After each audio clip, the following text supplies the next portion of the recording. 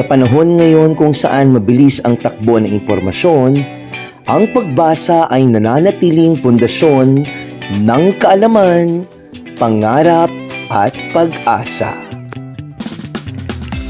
Bilang tugon sa pangangailangan para sa mas pinalalim na literacy sa bayan ng Kabagan, isinilang ang Hook on Books Library, isang inisyatibo ng LGU Kabagan, katuwang ang Links Philippines.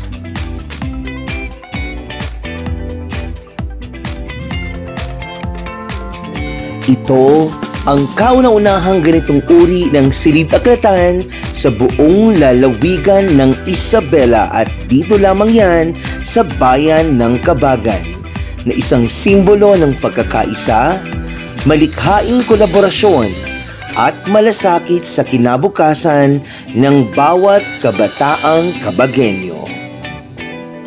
Sa tulong ng ating mga volunteers mula Baguio at Kabagan, Links Philippines, mga kawani ng local government ng Kabagan at mga kasamahan natin sa DepEd Kabagan District, naging posible ang proyektong ito na masasabi nating collaboration at its finest. Kaya naman, sa araw na ito, nailunsad ang Hook on Books Library. 1, 2, 3, go! Ayan, palakpakan po namin! And we would like to welcome each and everyone to our 25 Hook on Books Library! Palakpakan po namin! Yay!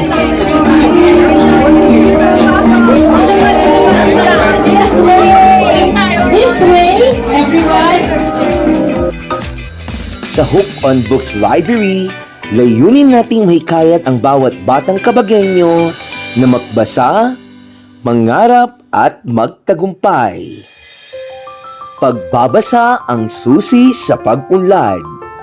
Hook on Books, kaagapay sa kinabukasan.